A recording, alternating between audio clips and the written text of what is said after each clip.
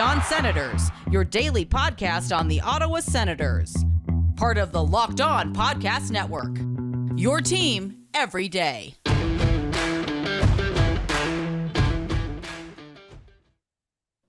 Welcome inside episode 418 of the Locked On Senators podcast. I'm Ross Levitan on the outskirts of enemy territory in Winnipeg, Manitoba, alongside Brandon Piller up in Collingwood. And while we wait for Friday, the next time the Sens are in action on the road in Dallas, we figure what better time than the middle of the week to check in on around the league. It was 2 weeks yesterday that the NHL season was underway, and the Montreal Canadiens only have one win. So obviously we'll touch on that. Mitch Marner, Cole Caulfield have combined for less points than Artem Zub. We've got all the stats, news, analysis that you need to know, including a check-in on some Sens abroad. Great moment last night that was captured between Erik Karlsson and Mark Borowiecki. We also are recording right before the Senators head onto the ice at practice. So we'll update you on who's there, who's not. Dylan Gambrell, is he slotting in today? All that and more. This is the Locked On Senators podcast, your team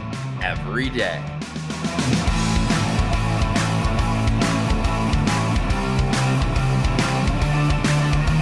Today is Wednesday, October 27th, and Pilsy, Erik Brannstrom has a new agent.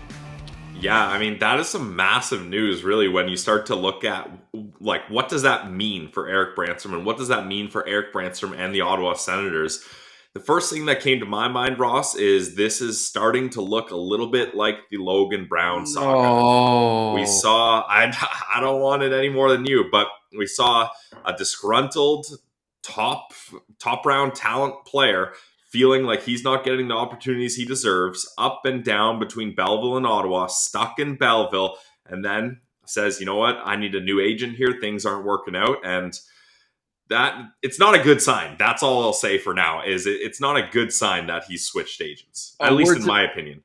Funny enough, Andreas Johansson, I think, is the new agent. It's with Newport Sports, so the same governing body that has Craig Oster and Brady Tkachuk. They're a wagon. They're probably the number one agency that gets stuff done. But do you think it could be a word to the wise for Erik Brannstrom? I'm not saying it's the same situation as Logan Brown, but since you mentioned that, Logan Brown gets his wish, new organization, and guess what? He ends up right back in the minors 2 weeks later.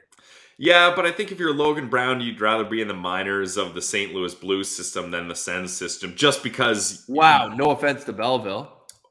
If you're Logan Brown, is what I'm saying. He's with his hometown team. He feels like he has a fresh start. It's a new opportunity. Like, sure, it's going to be a lot harder to crack the St. Louis Blues team than it will be to crack the Ottawa Senators team, but maybe he feels like he's got a fresh start and things are different there. But yeah, I'm not trying to say I want Brannstrom to head down this path.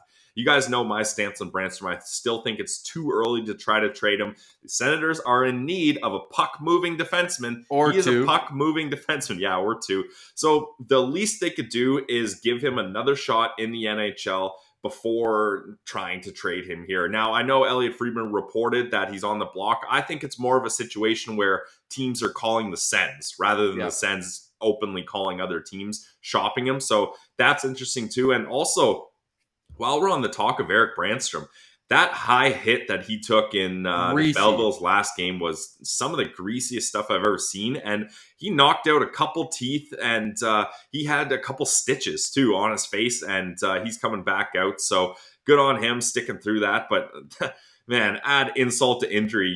If you're a player that feels like he shouldn't be down in the minors, and then you're getting cheap shotted like that, just trying to enter the zone.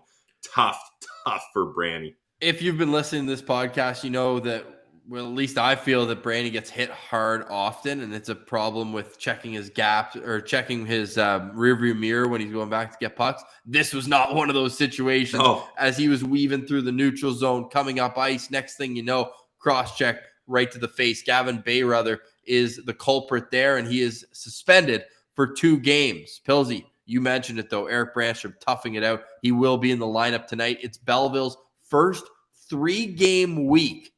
And that's a lot of hockey. So tonight, they're at home against the Rochester Amherst. And Pilsy, that was the last game you and I worked for the Belleville Senators, the last time these two teams met on March 7th. They've got a couple of young, talented players in their lineup as well. You look at former Ottawa 67, Jack Quinn, the surprise 8th overall pick in that 2020 NHL draft, and JJ Peterka, Timmy Stützle's old World Junior teammate. So this will be a tough test for Belleville tonight, and they're doing it with 11-7 based on the injuries that they've sustained. So you look at all those factors coming in.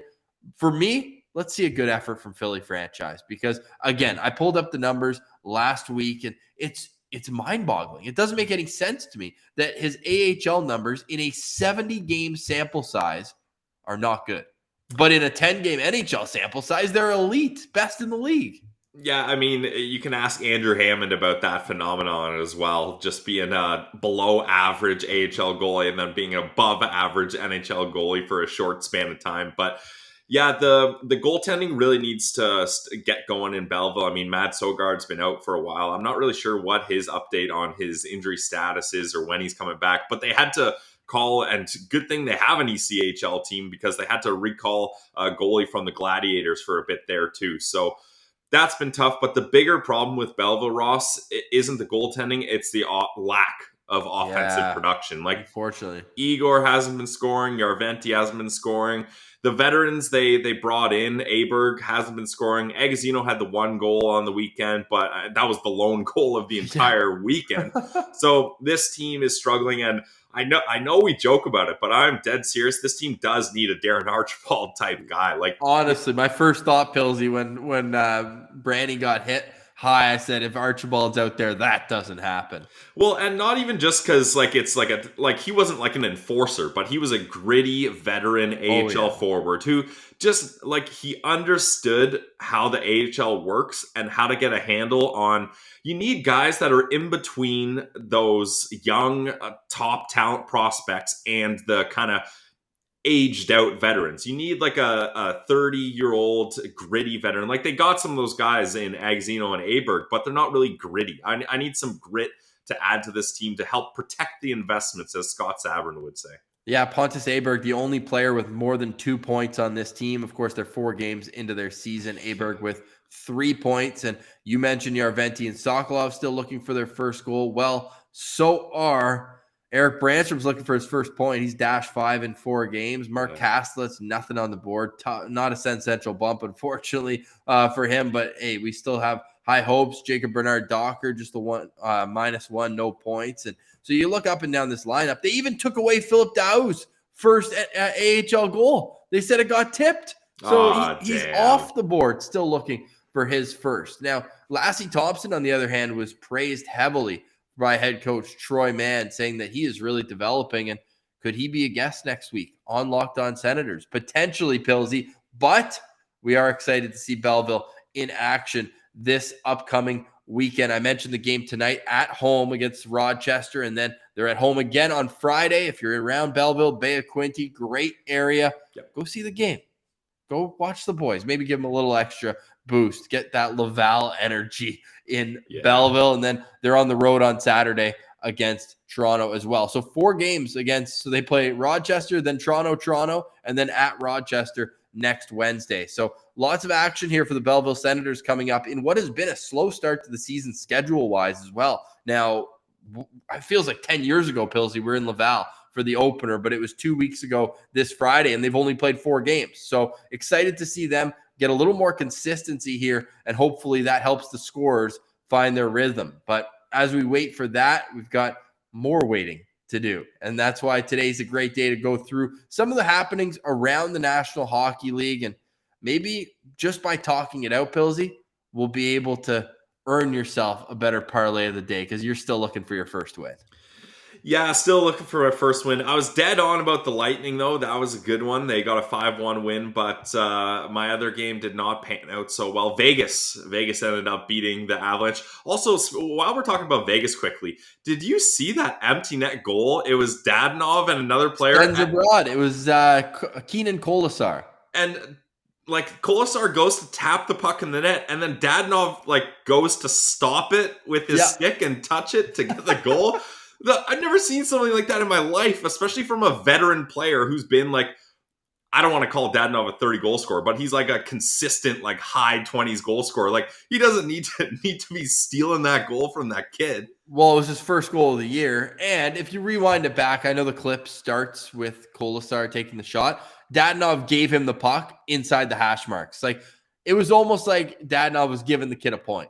Yeah. You know, one way or another. But I mean, at least let him. But then why not? If you're going to give him the point, why not let him score? That's so, I don't know. It's just weird to see that happen. But well, anybody who had a Dadonov goal prop was feeling pretty good at betonline.ag, the number one sports book of the Locked On Podcast Network. And you can feel that excitement of an empty net goal if you've got puck line and you're waiting for that puck line Jesus to come and save you from the grasps of despair. And you can also get a 50% welcome bonus so that you're more confident taking risks when you're betting at BetOnline responsibly. And how you do that is a 50% welcome bonus on your first deposit just by using the promo code Locked On. So that's promo code Locked On for a 50% welcome bonus on your first deposit. Pills, are you going to hit us with a parlay today or taking the day off after another tough outing where you go 1 for 2? No, I'm not taking the day off, Ross. I took a look at some of the lines here, and I found some stuff I like here. So I think we might have a winner here. Oh, I just hit it nice. Back and forth. All right. So Vegas, look, I was looking at them as the losers of the back-to-back yesterday. However, that didn't happen. Now they're on a back-to-back here. So yesterday, Dallas, I think Dallas is going to beat them because Leonard was their starting goalie yesterday, and I mentioned all the injuries that they had. So I got Dallas winning here. Dallas money line minus 139. And then the Chicago Blackhawks, this team is down bad and on and off the ice. So many COVID protocol players out. I think Kane, Taves, Stillman, a bunch of players are not playing for them. The Toronto Maple Leafs, they got to get things going here somehow. So I think I'm taking their puck line. I think they're going to explode offensively. So let's take Dallas Stars money line, Toronto Maple Leafs puck line. Put $10 in. You're going to win $27.83. That is Pillsy's parlay of the day. Don't sit on the sidelines, even if you're going to bet on the Leafs. But make sure you use our promo code Locked On to receive a 50% welcome bonus on your first deposit. It's BetOnline, your online sportsbook experts. All right, Pillsy. So just taking a look around the league as we're waiting for Senators practice to get underway. TSN 1200 just tweeting out that Matt Murray is on the ice for practice. His first time skating with the team since suffering a head/neck injury on a bang-bang play where Chris Kreider collided with him. No maliciousness, but just the fact that it's Chris Kreider makes you, it's just like the Matt Cook situation. Like he didn't actually try to step on Carl, you think? But reputations precede people, and that's just the case. And I'm glad that they mentioned it was head because like there's a couple stories here that aren't fun to get into, but I think we kind of have to touch on them, especially, I mean, Anders Nilsson, former Ottawa Senator, saying that he felt like the Senators kept his concussion in the dark, saying that if you don't have a headache, you don't have a concussion. So that was pretty tough to read for, by all accounts, what was a great guy in the locker room and a guy who played his best and had maybe the best setup in Sens history. Yeah, I mean, we loved Anders Nilsson, and as a goalie-friendly show, like, this is a tough situation because I feel like with goalies sometimes maybe concussions get downplayed a little. Like you got to think like just because they're not taking body checks and there's no much less fighting going on that maybe the league thinks that concussions with goalies aren't as serious. But talk about taking a 100-mile slap shot to the dome, even though you got a mask on. Like talk about the guys like Chris Kreider just coming full speed at you with no regard for your safety at all, crowding the crease, scrambles, all these kinds of things. Goalies are just as susceptible to concussions as anyone else. So I think the league really needs to get a little more serious about goaltender concussions because for a guy like Anders Nilsson, and I mean, he was only in his early 30s, right? Like for his career to get cut short like that is terrible, especially because he was kind of a journeyman guy. He moved around and played backup in a lot of spots, but it really seemed like he had a spot here in Ottawa and they were going to rely on him big time. So he was about to get a big chance here.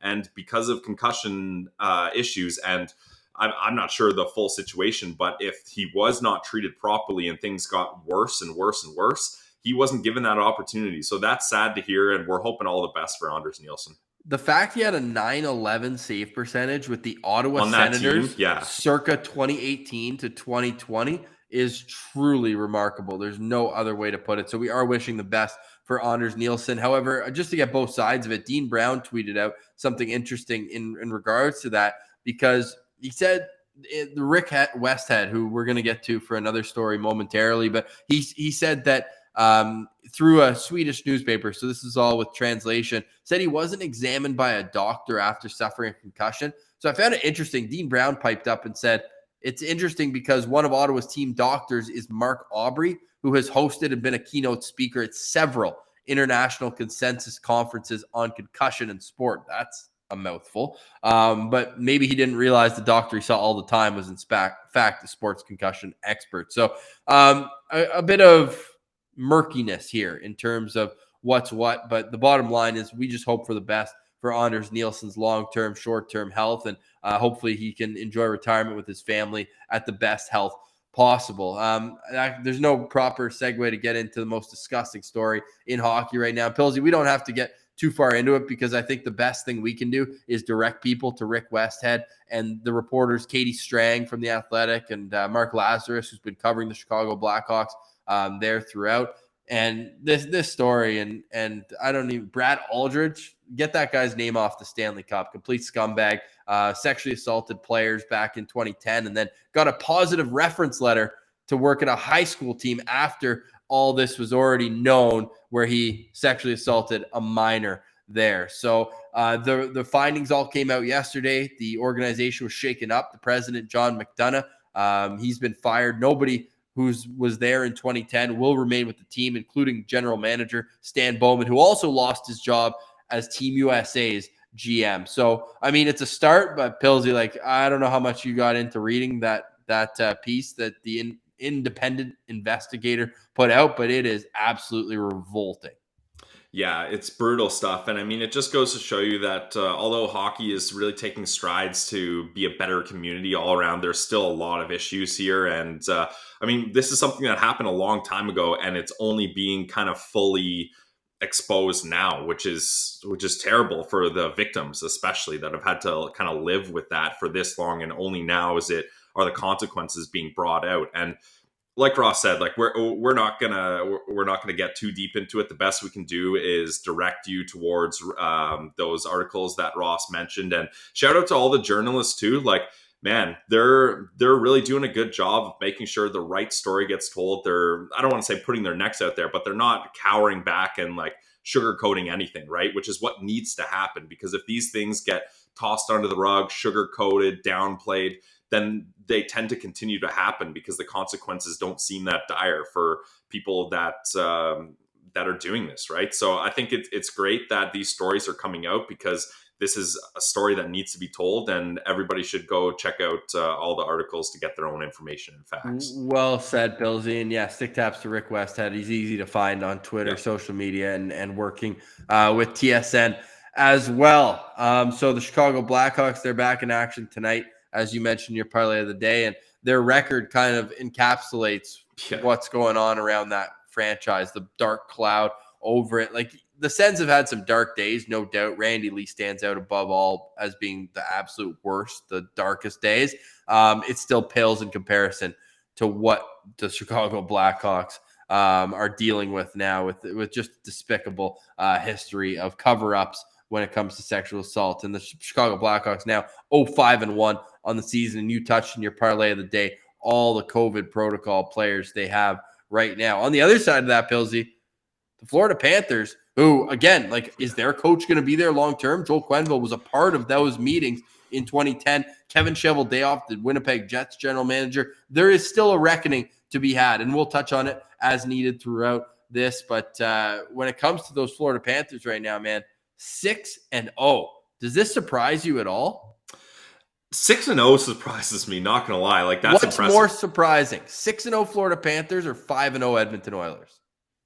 I'm going to go with the Panthers, because the Oilers, I mean, that's a regular season team, right? Like, they do well in the regular season. But the problem is, and this is why we're concerned about Thomas Chabot, is Connor McDavid, who Ian Mendes' article talked about it today, only Thomas Chabot plays more average time per shift. I think it was like 109, and Connor McDavid plays an average of 101 per shift. So like, you're just exhausting this guy throughout the regular season. Then he's gassed and dead for the playoffs. So that's why Thomas Chabot's minutes need to come down, because when the Sens do make the playoffs, they can't have their number one defenseman tired. Otherwise, you have what happens to the Oilers in the playoffs. You get bounced real quick. But yeah, I'm going to go with the Panthers as more surprise, because I feel like they're in a more difficult division, this Atlantic division. There's a lot of great teams, a couple bad ones too, but the teams they got to beat out to stay on top here and stay undefeated is pretty impressive. And they got another tough task tonight, Ross, up against the Boston Bruins. They certainly do. The Bruins, again, a team who hasn't played as much as other teams here. I'm just trying to pull up this great photo that came out last night from the Nashville Predators San Jose Sharks game, where it was Erik Karlsson and Boro saying what up to each other in warm-up. But as we start talking about Sens abroad, again, we're just waiting for the line combos right now. But I can also tell you, news trickling out, Austin Watson taking regular reps. So is he closer to making a return? We'll talk about both the NHL, Sens abroad, Matt Duchene, and a whole lot more in terms of Senators line combos. Is Dylan Gambrell at practice? Right after Pilsy, why don't you give us a word here while we kill some time from Built Bar? Yep, Built Bar is a great way to kill some time and to get some protein in your system. If you're looking for a quick snack, you're on the go, you're at work, you're at school, you're out enjoying the lovely late October rainy season, you need to bring a Built Bar with you to keep you energized. They have so many amazing flavors. I'm a Built Bar guy. You guys know that. They're low in calories, low in sugar, but high in protein and high in fiber. And they're always coming out with new flavors. Ross, I feel like a broken record, but I'm just on Built.com. And again, they have a new flavor for you guys. It's Halloween season. Halloween's this Sunday. Hopefully you guys all got your candy to give out, or if you're going trick-or-treating with your own kids, you got good costumes ready. But if you're looking to enjoy a seasonal Built Bar, check out Built Bar Puffs. Those are the ones with marshmallow fillings, and they're a little bit smaller, a little bit different style than the regular protein bars. But they've got a new flavor, Paranormal Pumpkin. So if you guys like pumpkin flavored stuff once in a while when the season's right, I get into that too. Love a good pumpkin pie. Check out Paranormal Pumpkin Built Puffs. Only 140 calories. You get 17 grams of protein packed in there, some delicious pumpkin flavor. Go try it today for yourself. Head to Built.com. Use promo code LOCK15 for 15% off your next order. It's Built Bar, the protein bar that tastes like a candy bar. All right, Pillsy, just one more update on the Belleville Senators before we move on. And I'm just getting word that Lassie Thompson is out with injury tonight. Nothing serious, but he will not play. However, Parker Kelly is back in the lineup after his most recent recall to the Ottawa Senators. All right, I teased it enough. How sick is this? That gets you in your feelings. I just pulled it up on YouTube. Erik Karlsson, Mark Borowiecki saying what up to each other in pregame. Of course, two Senators legends. Pilsy, I know that legend, maybe I'm throwing it out a little, not even tongue-in-cheek, but a little hyperbole for Mark Borowiecki. But between Karlsson playing that 2017 playoff run on one ankle, and how many times did Boro get hit? And you're like, that guy's out for 2 months and he was back in 5 minutes. I don't know if there's many Ottawa Senators in history who put more on the line for their team. Yep, I would agree. Like, yeah, maybe Boro, the stats aren't there, but he was a guy. Let all Sens D in goals was last year. Yeah, exactly. Yeah, the offense was there. But like, this is a great Ottawa story, the Boro story, right? Like, he stuck it out. They knew they wanted to get a different style. Like, before, he was just a fighter, right? Like, he was a guy who wasn't afraid to throw down, throw hits, block shots. But then, he started realizing, I want to do a little more here. And he got a little offensive touch. And yeah, to see him and Karlsson still buddies, like, those are two Ottawa Senators players that we all remember fondly. So love to see Boro still hanging around in the league, and Nashville's lucky they got a guy like him, because he was someone too that not only on the ice but off the ice, he really was a beacon of hope. Like, he was always on the right side of things off the ice. So that's a guy that this Senators locker team and community misses for sure. Well said, Pillsy. Meanwhile, Matt Duchene, another Sens abroad on the Nashville Predators. Like, who knows what happened with this guy? Over the last couple of years, only 6 goals in 34 games last year, only 13 points. And I was getting worried about him again. I took a look at his stats the other day. He had 1 assist in 5 games. It was -4. I was like, oh no. But now he's got 4 points in his last 2 games, including a 3-assist effort. So Matt Duchene turning it up now. Okay, we've managed to get to the moment we've all been waiting for. The Ottawa Senators practice lines today. And we're going to start out with some bad news, Pillsy. So I'd like to apologize right off the bat with that. But remember that play that started what ended up being a misconduct for both Brady Tkachuk and Tom Wilson last night? Uh-oh. I'm not saying this has something to do with it, but Thomas Chabot is not practicing with the team this morning. Oh, boy. Do you want to see what the decor looks like?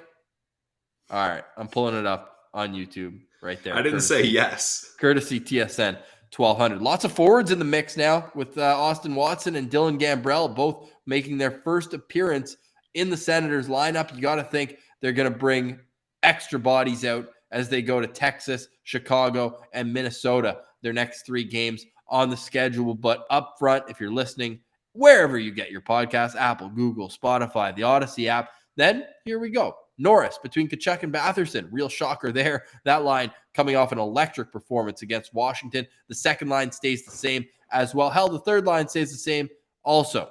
Nick Paul, Stützle, Connor Brown, Tierney, Formanton, Ennis, and the new guys on the fourth line. Or the new guy, and then Austin Watson, of course, returning to the lineup with Zach Sanford.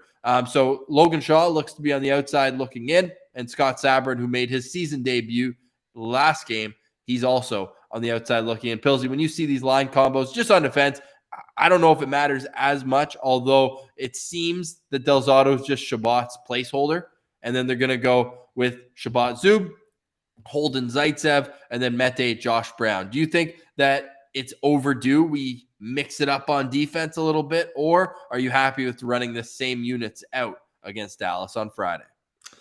I don't know how much mixing up they can do, right? Like, the only thing they haven't tried yet is splitting up Zub and Chabot, but I would rather have one of 3 defense pairs be effective than 0 of 3. You know, that they haven't tried Holden on the right side with Chabot. If they're going to split up Zub and Chabot, and of course, I'm not advocating for that, but when the other 2 pairs are completely getting caved in, you kind of have to think about doing it because they can only be on the ice as often as they are. And trust me, they're doing it as often as they can. Yeah. But it's just simple facts. Can't play the entire game. So if that's the case, DJ Smith might have to look elsewhere because, oh man, the Holden Zaitsev, not like who's moving the puck out of the zone on that pair. Like we liked what Holden brought, and then Mete Josh Brown, maybe the worst game I've seen from a D pair all year.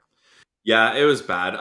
I still think Mete and Josh Brown should get another chance here just because they're a bottom pair and it was just one game. And all I know is I still think Mete and Brown as a bottom pair is better than Mete and Zaitsev as a second pair. Minimize that pair's ice time rather than have Mete with Zaitsev, and that just didn't work for a much larger sample size. But I'm confident that Chabot, like the game's not till Friday, so we still got a couple days here. I'm confident Chabot's going to get back here, so I'm not taking too much stock into this until we hear more about Chabot's injury. But I like that fourth line that the Sens have now, right? Like Sanford, it's better.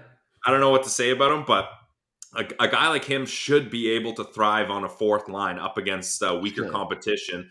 And then Gambrell, I'm really excited to see what he brings to the table. I'm hoping there's a little more offense than what's been shown so far. So let's see if he can get Sanford going. And then Waddy, he's the spark plug, right? Like he's out there creating energy. He's making hits, blocking shots. So it's great to have Austin Watson back in the team. And I feel like, I mean, I don't know this, but I feel like Watson is a big locker room guy. We're just having him around kind of lifts people's spirits. And it says, especially like, for a guy like Brady, that's got to feel nice having Watson in the lineup being like, okay, like if things get a little hairy and a little tough and gritty here, I don't have to answer the bell every single time here. We got someone else who's confident. I mean, they had Sabrin, but it's a little different.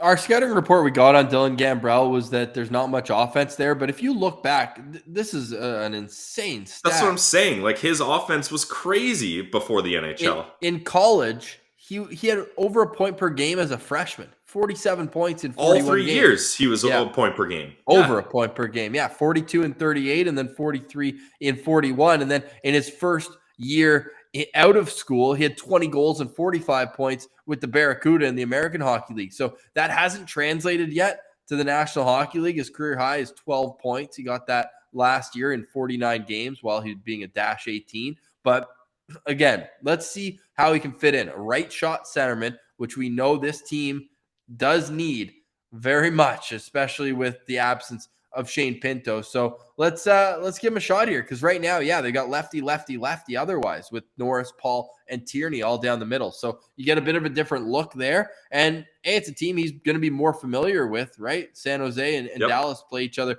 a lot more than he'd play if he was in the Eastern Conference. So I'm excited to see this, man. Let's take a look. And tomorrow we're going to get more into that and how Ian Mendes has started his season. He's coming up on a year at the Athletic, so I want to get into a bit more of his story as well. And of course, we're going to ask him to stick around for some trivia. But Pilsy, before we wrap up, let's touch on that stat I brought up right off the top. Artem Zub has more points than Mitch Marner and Cole Caulfield combined in one less game. In 6 games so far this season, Artem Zub has 3 assists. Cole Caulfield and Mitch Marner are both looking for their first goal and each have 1 assist. And I'm not going to pat myself on the back here, but you could almost tell Cole Caulfield was due for a sophomore slump. Yeah, and Ross, this is great. I feel like you've pegged both of our kind of nemesises there. Like Caulfield's your guy, Marner's my guy. So it's nice seeing those 2 guys struggle. Yeah, we love to hate them. But I mean, if Mitch Marner could help me out on my parlay here, that would actually help. I'm desperate when I'm betting Leafs puck line as a part of my parlay. No doubt. That being said, did you see John Tavares was modeling Team Canada's Olympic gear? That guy's not making the team, or shouldn't. He might not make the team. Yeah, yikes! Like that's a little aggressive. But hey, he's Jonathan Tavares. He's captain of the Toronto Maple Leafs, and he makes $11 million. Of course, he's going to make the team. Come on. Oh my God, that's tough. That would be the equivalent of Seth Jones being one of the first 3 players on Team USA. But that's, to me, was the most mind-boggling part of all this. They've already named 3 players to their men's hockey team. Why would you use one of those? Why wouldn't Pietrangelo, McDavid, or Crosby be the guys doing this? It makes absolutely zero sense. Okay, before we go, one last story out of the National Hockey League. What's your most surprising story? What are you looking around the league and being like, wow, we're 2 weeks in the season? This is shocking. I'm going to go with the Detroit Red Wings, Ross. How well they've played so far has been absolutely mind-boggling. Like, can we talk for a second? Remember when the tweet came out, Bob McKenzie saying that Detroit's going off the board at 4? Between when Ottawa took Stützle and then they took Lucas Raymond. Like, yeah, that was not off the board at all. He just got a hat trick in his last game, and he's an absolute stud. Man, Lucas Raymond, though, that was a guy that we were really gunning for. If we would have got the Timmy Raymond combo, that would have been nice. Even at 3, if they had taken Raymond at 3, we would have been all over that. People were saying it, right? That wasn't too much of a hot take. But when we did our day of D-Day was the name of the episode. If you want to go back, that was an absolute hype fest. We had 20 different voices, fans saying, and a lot of them were Stützle or Byfield and Raymond. And unfortunately, he doesn't make it to 5. Jake Sanderson certainly doing just fine, right. Pilsy. As I forget who pointed out. I want to give credit to it, but unfortunately can't remember. So tweet us if you're the one who put out this poll saying, which player would you rather through 6 games of their sophomore season? Player A, player B. And so far, of course, it's early.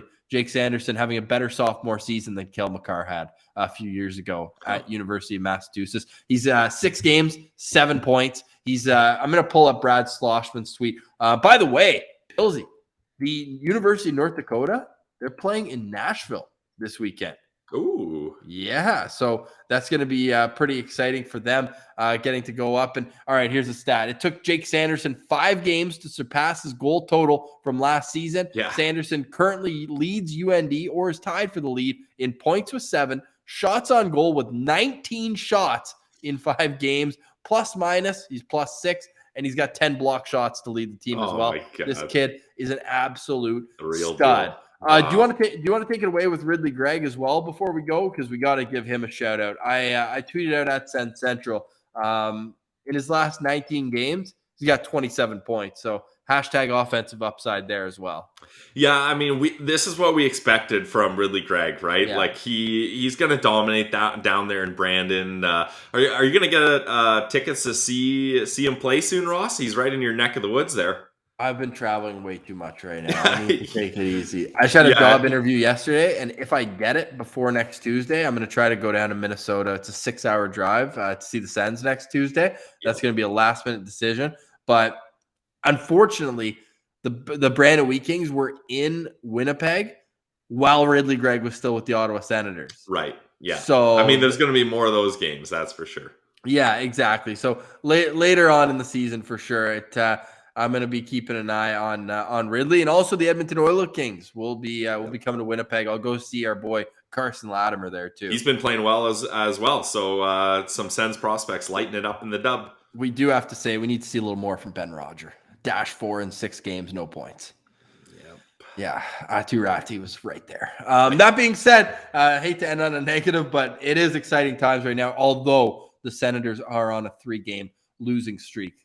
We'll get into tomorrow. I was going to say, what do they need to do to get back on track?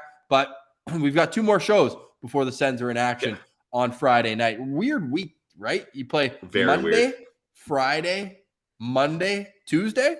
Like no weekend game at all. So anyways, we'll be with you the whole way. And again, please subscribe on YouTube if you haven't already. So we are, I know, 954, I believe we're at last check. So get us to 1,000, please. We'd like to make a few shekels on that. And we do appreciate all the support on Twitter as well, at Sens Central. You can follow us on Instagram as well, lockedon.senators. Of course, our handles are right below you on YouTube. For Brandon Piller, I'm Ross Levitan. This has been the Locked On Senators podcast, your team every day.